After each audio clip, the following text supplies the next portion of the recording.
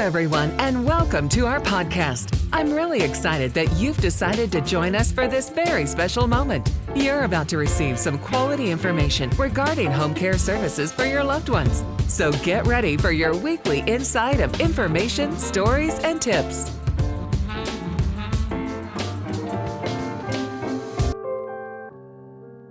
Hi everyone, my name is Karen Fatas. I am the youngest of 4 siblings.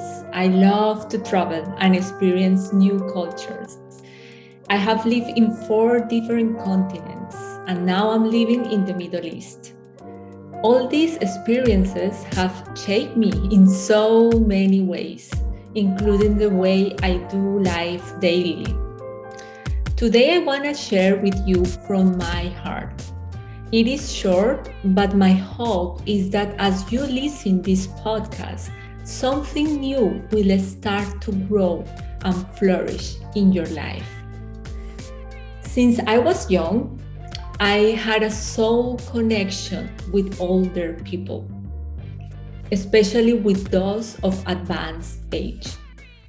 I found them great listeners. When they are available for someone, they are present holistically. They have life wisdom, whether they share it with someone or not. They have so much to give, so much to offer to this world. For various reasons, the culture and society have taught us that people of older age are to be cared for. And this is true in part, but it has degraded to a more of a transactional approach than a relational approach. And this is what we have learned and experienced. Therefore, we sometimes assume that this is the way of connecting with them. In the same way, some people of old age had assumed they need to be cared for. And in the same way, the relation with their context ended up being more transactional than relational. Emotional transaction is really about meeting my needs or expecting something in return. However, relational is all about love. When my connection with the world is more transactional, I lose the essence of life. That is to be people of light, people that love well, because I intentionally seek the welfare of the context where I am. I love the word Shalom. Shalom is a Hebrew word. If you look at the word Shalom, it represents peace, prosperity, and well-being. In the Bible, Shalom means more than that.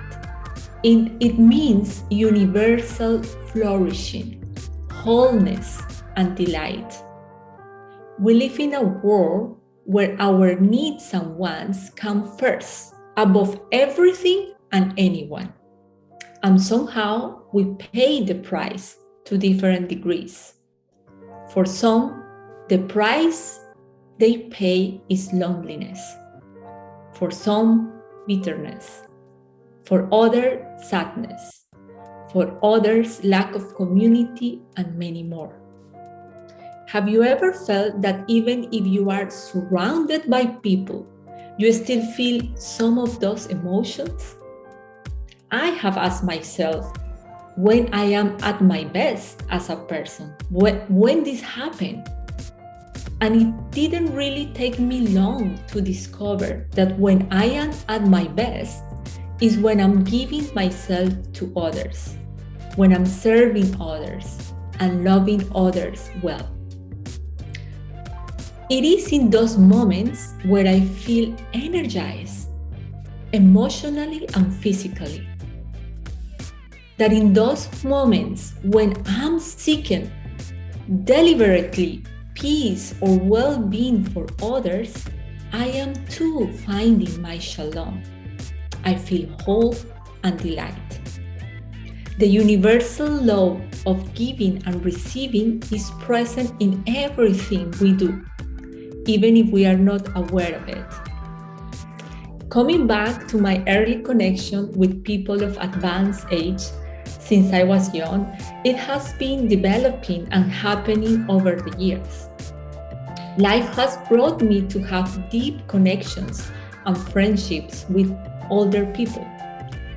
I have the privilege of having been mentored by wonderful older people that even despite their health conditions never stop seeking their shalom where they are.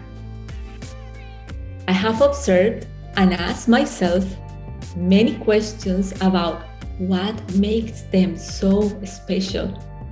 I say to myself, I want to have the same light when I'm older, the same attitude towards this life on earth. I saw the same pattern in all of them, same behavior, a force that is bigger than themselves, that draws them to a bigger purpose and enables them to have an attitude of service, an attitude that intentionally seeks to help someone, to make the day for someone, even if it is just a smile, and with that attitude, finding their own shalom. My dear friend Mary is in her late 70s. She volunteers to give English exchange classes to people who need to learn English. She's formally blind, so the exchange is simple and yet so profound for the people who benefit from it. My dear friend Rona, also in her late 70s, found ways to mentor younger people with their finances. I have been one of those alumni who have benefited from her wisdom. But it doesn't have to be related always with some expertise that you gain in life. For some of us, also, it is related to our own pain, with what we have struggled in life. And so we can relate it to the circumstances of others with empathy and care.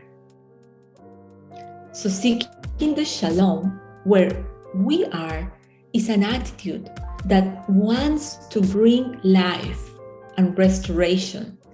It doesn't have to be related with a professional skill. Another friend of mine, Jeannie, she's in her late 80s. She walks every day at the park. She does it with her caregiver as she cannot do it on her own. But every day, she asks herself, who can I bless today?